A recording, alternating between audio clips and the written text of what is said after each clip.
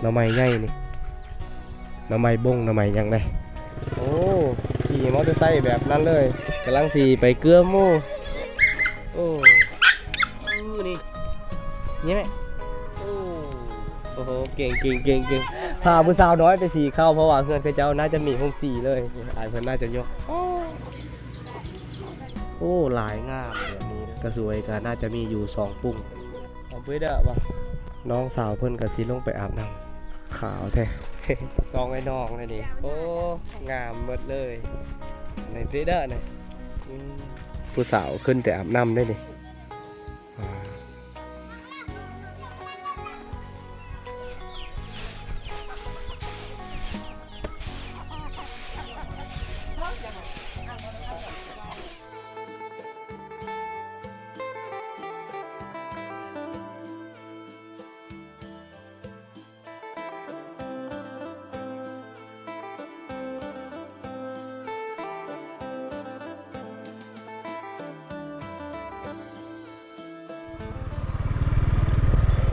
กำลังเข่าโมบ้านเลยตอนนี้นะ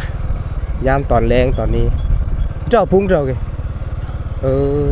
เอาสบายดีทุกคนและกะสบายดีพ่อแม่พี่น้องทุกคนเด้อที่กำลังติดตามและรับชมวิดีโอเบาเก้บ้านป่าทุกคนเลย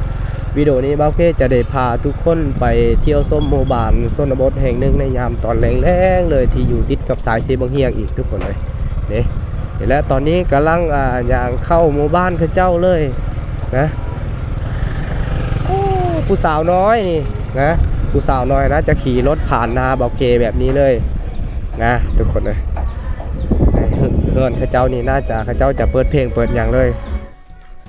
ตอนนี้นะหลังจากที่จอดมอเตอร์ไซค์ปะไว้อยู่จุดนั้น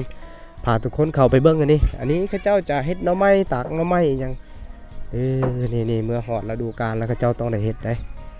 โอ้หน่อไม้ใหญ่นี่ขังลุ่มน่าจะเหมือนเขาเจ้าพากันดังไฟให้มันฮ้อนแบบนี้เลยนะเมื่อหอฤดูกาลน่าจะแบบนี้เลยทุกคนเลยอย่างที่เห็นนี้เลยหอฤดูฝนแล้วเขาเจ้าต้องเอากระพุ้ยอย่างนี้มาใส่ไว้อยู่จุดนี้เป็นหมู่บ้านป่าแห่งหนึ่งที่อยู่ติดกับสายเสียบางเฮียงแต่ว่าหมู่บ้านนี้อาจจะบ่ได้มีคนมาเลยทุกคนเลยมีแต่เบาเคนี่แหละมาครั้งนี้เป็นครั้งที่2เลยน่าจะแม่นมองเขาเจ้านี่มอง5 ป่ากับดักที่5 ป่าเป็นแบบเรียบง่ายเลยสบายลงแป๊บนึงก็น่าจะโอเคเพราะว่าอยู่เขตนี้นะป่ายังมีหลายเขาเจ้าไปหาก็ง่ายอย่างเลยทันเด้ทางพุ่นมันน่าจะแม่นเขาเจ้าได้เฮ็ดหน่อไม้อะไรทุกคนเลยอยู่เขตนี้นะเขาเจ้าเฮ็ดหน่อไม้มีแต่เขาเจ้าเฮ็ดแบบหัวแบบอย่างเลยนะตอนนี้เวลากานี่แหละเวลาอย่างที่เห็นนี่เลย 17 โมงกับ 14 นาทีก็ถือว่า5 โมงป่าย5 โมงกับ 14 นาทีเลยเฮือนซ่านกับบางหลังคาก็น่าจะมีเฮือนแปลนอย่างที่เห็นเลยบางหลังคาก็ยังบ่ทันได้มีเฮือนแปลนอย่างนี่ถ้าว่าเข้ามาหมู่บ้านเขาเจ้าสวงนี้ก็เขาจะเฮ็ดหน่อไม้นี่แหละนี่เขาเจ้าหาก็เฮ็ดไม้ตากไม้แบบนี้เลยหน่อไม้บงหน่อไม้อย่างไรหน่อไม้น่าจะแม่นหน่อไม้ไผ่อย่างไรทุกคน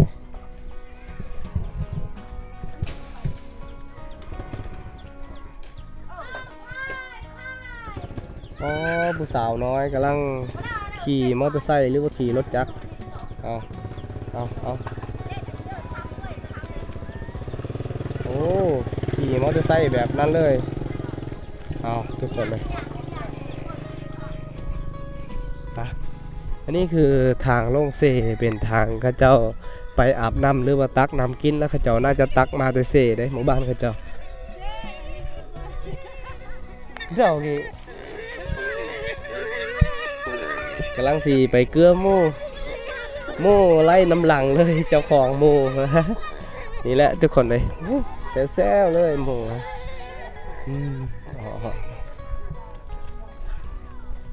นี่เป็นจุดสัญญาณอินเทอร์เน็ตของหมู่บ้านเลยน่าจะเป็นสัญญาณ 4G สัญญาณ 4G มา 3G 4G ป่ะสัญญาณเร่ง 4G เลยอยู่นี่ครับมีแต่บอลเดียวนั่นแหละสัญญาณละ9 4G บอลเดียววันนี้เลยแต่ข้าเจ้าก็พากันนั่งลิ้นอยู่จุดนี้แหละนะ กำลังย่างไปตามหมู่บ้านตอนนี้โอ้เดินเจอยี่ปีนเจ้ากี่เอาเรดมาบ้างเอาเลยจะเลยขุดจีรอเบิ่งฮะยี่ไปเบิ่งก่อนเพื่ออะไรตัวบนอยู่อ่ะเด็กน้อยเขาเจ้าขุดจีรอโอ้กุยเอาเรดกอดเจ้าคนนี้แหละเขาเจ้าหาขุดแบบนี้แหละเอา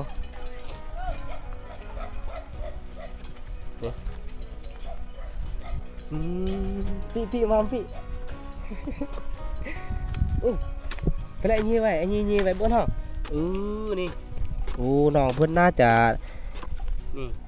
จีรอกำลังเป็นยังบ่ทันได้เป็นปีกำลังเกิดกำลังเป็นนี่แหละ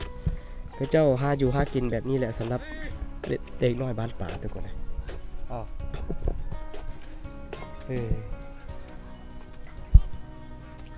แกเบิ้ลเชื่อ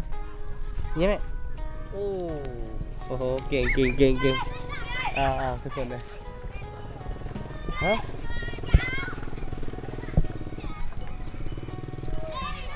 โบ้ควายเขาเจ้า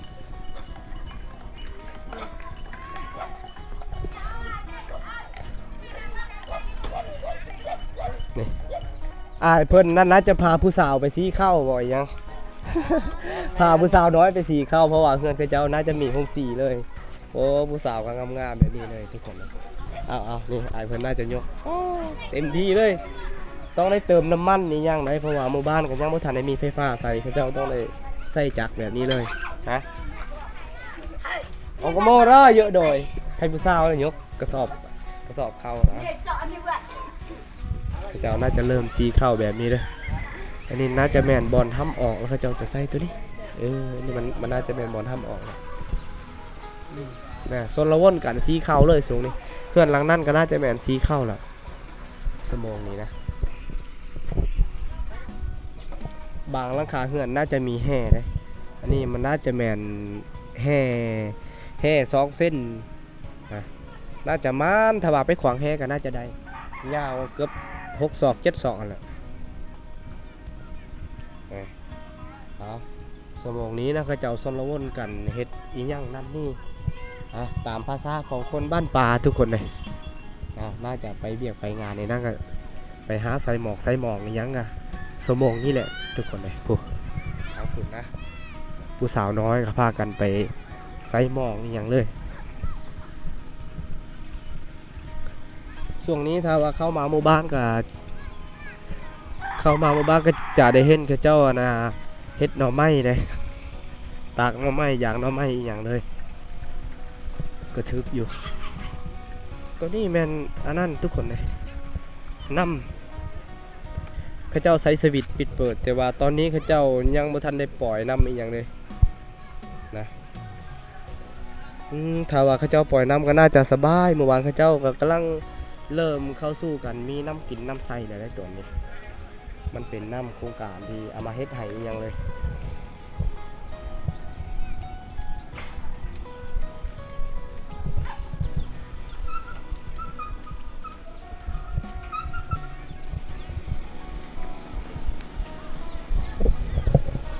วนมาอยู่จุดนี้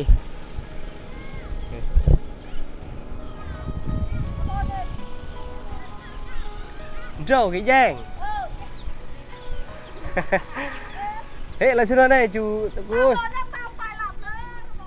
nghe đỡป่ะmiệng เขาเจ้าบางคนก็น่าจะมาแต่ไปฮ้อนค่ำหรือว่าบางค่ำนี่ยัง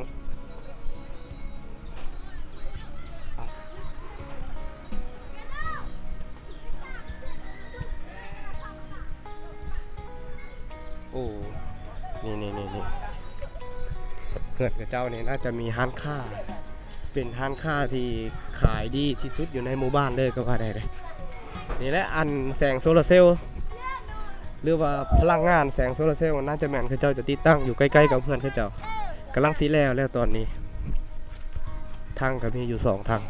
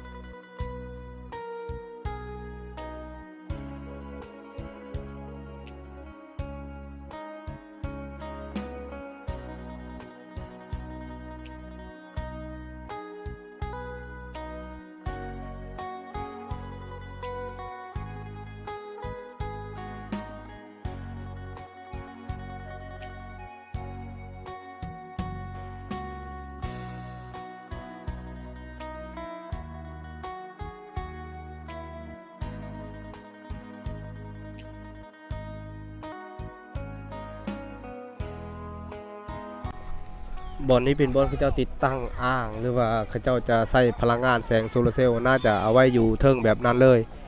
เขาเจ้าจะมุ่งเป็นหลังคาอหย่างเลยสำหรับแสงโซลาร์เซลล์ไปเขาเจ้าน่าจะขึ้นลงอันนี้คือจุวิสาการที่เฮ็ดอันนี้แหละตอนนี้เขาเจ้ากำลังเริ่มปล่อยน้ำมียังนะกำลังเริ่มปล่อยน้ำมันน่าจะแม่นอยู่เทิงพุ่นแหละพาทุกคนไปเบิ่งนะเขาเจ้าก็เริ่มปล่อยน้ำปล่อยยางแล้วอยู่เทิงพุ่นทุกคนผู้สาวงามอยู่ในหมู่บ้านก็นั่งเบิ่งเขาเจ้าเฮ็ดนี่แหละ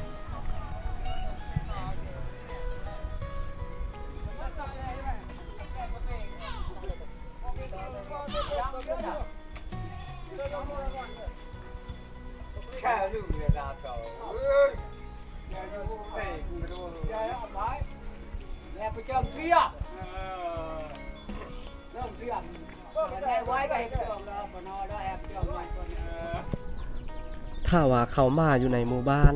ส้นเผามังกรอยู่ในสปป.ลาวทุกคนเลยจะได้เห็นกี้จะได้เห็นสิ้นถ้าว่ามาแต่เช้าหรือว่ากลางเว้นกะมันน่าจะเห็นผู้สาวตำฮูกหัตถกรรมตำฮูกตำผ้าตำสิ้นนี่แหละโอ้หลายงามแบบนี้เลยนะ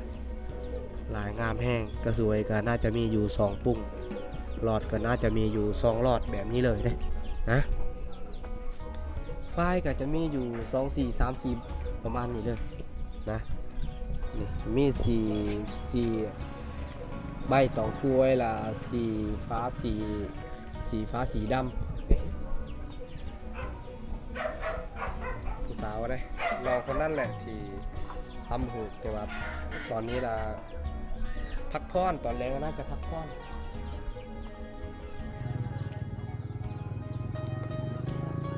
อันนี้คือสัตว์เลี้ยงของข้าเจ้าน่าจะแมนงัว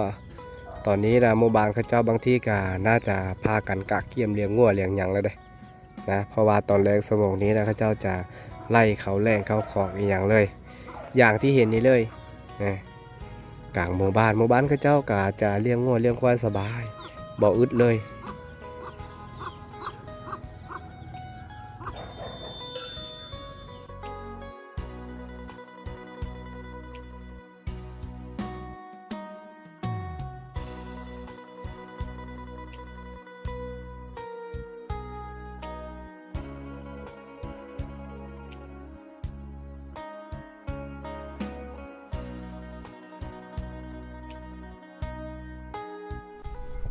พอหอสมองนี้ข้าเจ้าก็มาแต่ให้แต่สวนในยังตอนนี้ก็พากันดังไฟควันมาจากกุ้มแบบนี้เลยนะแต่ว่าข้าเจ้าน่าจะเฮ็ดหัวคือกันเบิดได้อยู่แถวนี้และอันนี้ก็คือฟืนที่ข้าเจ้าอยากอันนี้แหละอยากเฮ็ดน้ำไม้ตากน้ำไม้นี่แหละทางไทยก็มาย่างปิ้งนะแต่แม่นทุกคนเลยนี่ปั่นไฟเลยตอนนี้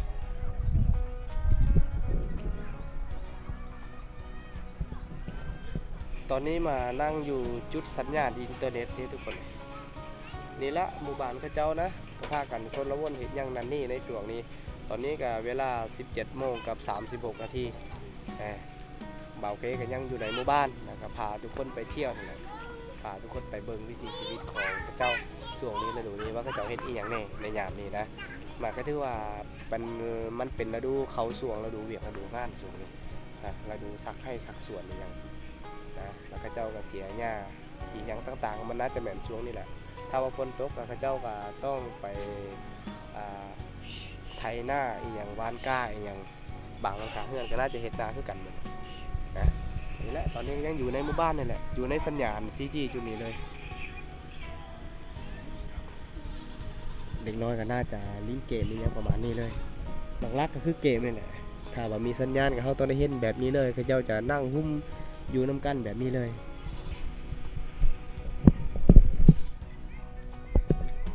หน่อไม้ข้าเจ้าก็น่าจะแห้งประมาณนี้เลยนะนี่อย่างที่เห็นนี้เลยมันน่าจะแมนหน่อไม้ไผ่กันแหละโลนึงก็เกือบ200,000 กีบแล้วส่วงนี้แต่ข้าเจ้าเฮ็ดก็ปลอดภัยกับการสัตว์เลี้ยงก็คือหมูนี่แหละข้าเจ้าเฮ็ดหัวออมไว้แบบนี้ฟืนกาบ่อึดบ่อยากอย่างที่เห็นนี่เลยสำหรับฟืนนะนี่ฟืนกกขี้เล็กไม้ขี้เล็กอย่างข้าเจ้าน่าจะตัดมาหามาหมู่บ้านข้าเจ้าน่าจะบ่อึดสำหรับฟืนทุกคนเลย เฮือนซานกะนี่บางหลังคาก็น่าจะเฮือนใหญ่แบบนี้เลยนี่บางหลังคามีแต่เฮือนแป้นนี่แหละเอาไปเด้อบ่น้องสาวเพิ่นก็สิลงไปอาบน้ำโอ้ขาวแท้ สมองนี้นะข้าเจ้าจะลงอาบน้ำแบบนี้เลยเบื่อแล้วทะเลเบื่อเลยเออโอ้น้องเพิ่นน่าจะอาบน้ำเซทุกมือแบบนี้เลยน้องเพิ่นว่าทุกคนเลยบอเอาหน้าหนาวนี่วีบ่กำเบยหยองกิตะก้อนกระโมงเป็นต้องได้ถามแบบนี้แหละถามว่าผู้สาวกับสิลงให้ทุกคนให้เบิ่งนะ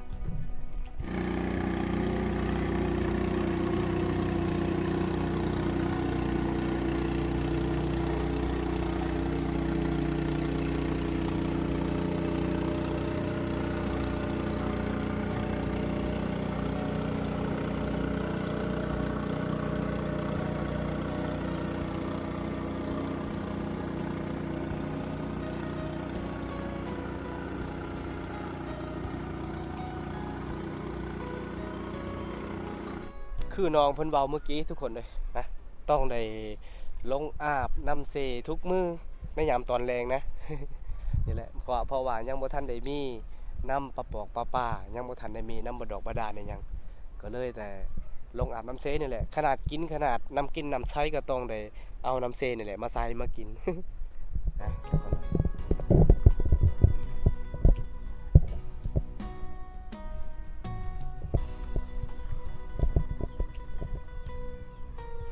ปลาโตอาแซงปุ้ยเด้อบ่เขาเลยยาวเขาเลยยาวซองไอ้น้องเลยนี่โอ้งามหมดเลย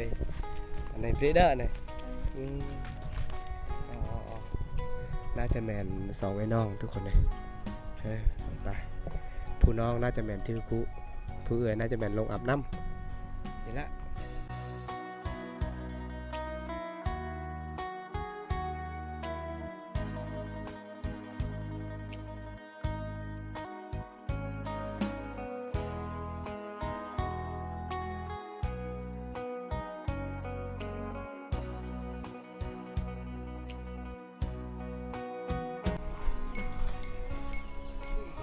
กำลังย่างกำลังเที่ยวตามหมู่บ้านทุกคนเลย17 โมงกับ51 นาทีเลยนี่มันย่างเข้าจุดนี้วนมาบนเฮือนที่มีร้านค้าอย่างนี่ผู้สาวกำลังผัดเข้า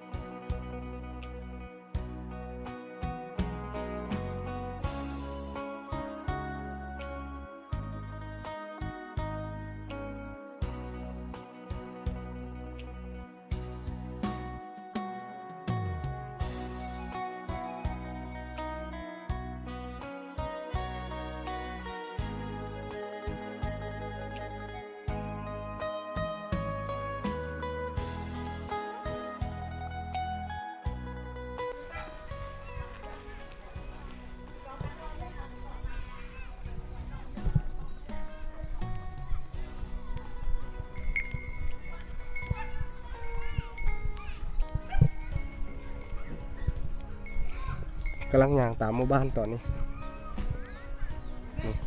พอหอดฤดูนี้นะพอหอดฤดูนี้เราจะได้เห็นสัตว์เลี้ยงกระไรที่สุดแบ่และตัววัวหรือว่างัวทางไทยเอิ้นว่าวัวทางลาวเอิ้นว่างัวนี่ที่หลายที่สุดเลยเงินพระเจ้านี่แห้งหลาย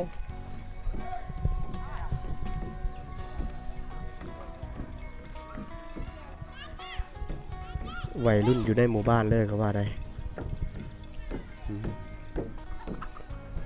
และนี่เป็นบอนตั้มข้าวแบบดั้งเดิมตั้มด้วยครกอันนี้น่าจะแม่นครกมือ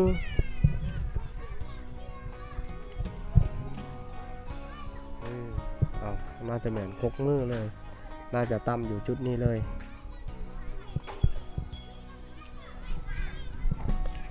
อยู่นี่ก็น่าจะแม่นมีสัญญาณอินเทอร์เน็ตคือกันน้องคนนี้ก็น่าจะมาอยู่ลินอยู่นี่หลักห้าบ่หลักห้าหลักเจ็ดหลักห้าหลักห้าทุกคนเลยสัญญาณเน็ตมันมีอยู่นี่น่าจะแม่นเบอร์หลักห้าหลักเก้าอะมันน่าจะบ่มีอยู่จุดนี้นะถ้าว่าขึ้นเทิงแห่งมีกบขี้เล็กตัวนี้เครือข่ายก็น่าจะแม่นอยู่ฟูแหละอยู่เมืองคนเลยทุกคนเลยห่างจากนี้ก็เกือบ40 กิโลแหละนี่ตอนนี้มันน่าจะค่ำจะมืดแล้วทุกคนเลย18 โมงกับ 6 นาทีนะคนก็จะเริ่มลังไล่กันไปยังนั่นนี่เลยนะหมู่บ้านก็อย่างที่เห็นนี่เลย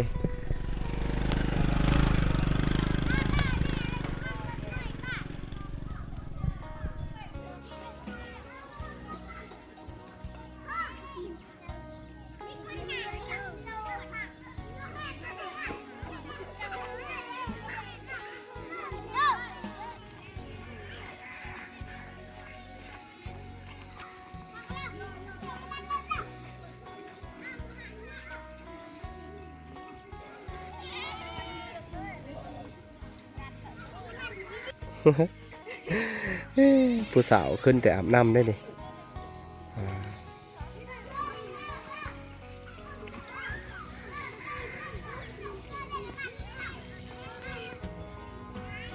แสงโซลาร์เซลล์ก็จะได้บอสได้ทำงานเลยช่วงนี้เพราะว่า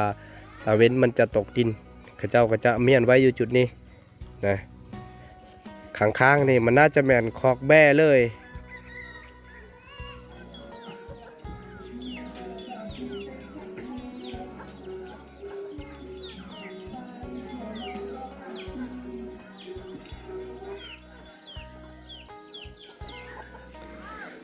สัตว์เลี้ยงเขาเจ้าก็ร้ายที่สุดก็คืองัวนั่นแหละขอย้ำเลยทุกคนสังเกตนี่มันก็จะนอนพักอยู่ในนี่เลยเมื่อหอดสมองนี่นะมันน่าจะแม่นงัวเขาเจ้านี่เขาเจ้ายังบ่ทันได้เฮ็ดขอกมันน่าจะนอนอยู่นี่เลยนะ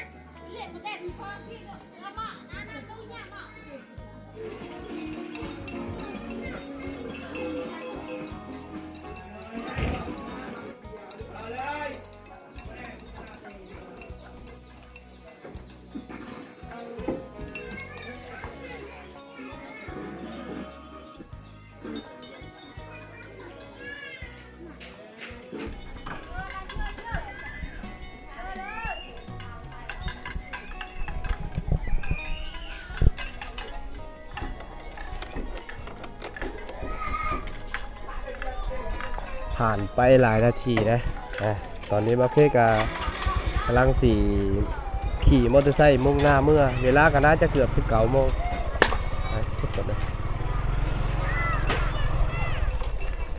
นี่แหละอย่างที่ทุกคนได้เห็นนี่เลยนะสัตว์เลี้ยงว่าสิเป็นวัวนี่เป็นลายสุดเลยสำหรับสัตว์เลี้ยงของข้าเจ้านะเฮ้ยลักเฮ้ยโอ้เอาลักก็โอ้เป็นหมู่บ้านป่าแห่งหนึ่งสัตว์เลี้ยงกันน่าจะหลายควายนะเขาไม่ค่อยจะเห็นแต่ว่างัวโคตรลายเลยนะ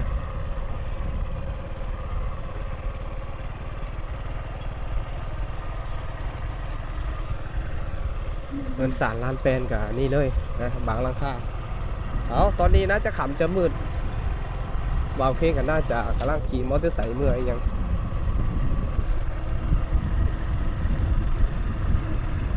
มันเป็นโมบ้านที่บาวเพเคยมาเลยกับว่าได้ทุกคนเลยตอนนี้เปิดไฟ เพื่อสีไฟใดนะตอนนี้เปิดตารถนี่แหละน่าจะขำจะมืดอย่างที่เห็นเลย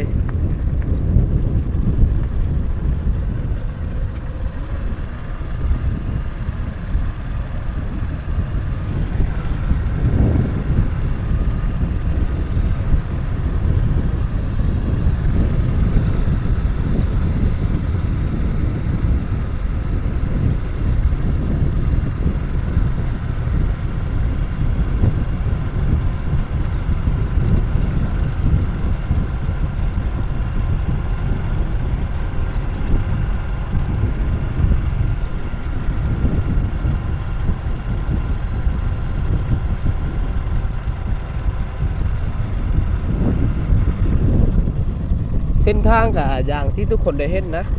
ประมาณนี้เลยถ้าว่าฝนตกกะข้างอยู่นี่เลยบาเฟเมื่อบ่ได้ถ้าว่าเมื่อใดที่ฝนตก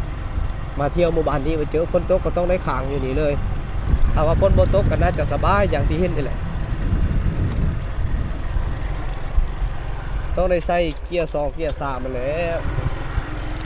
ต้องได้ใส่เกียร์2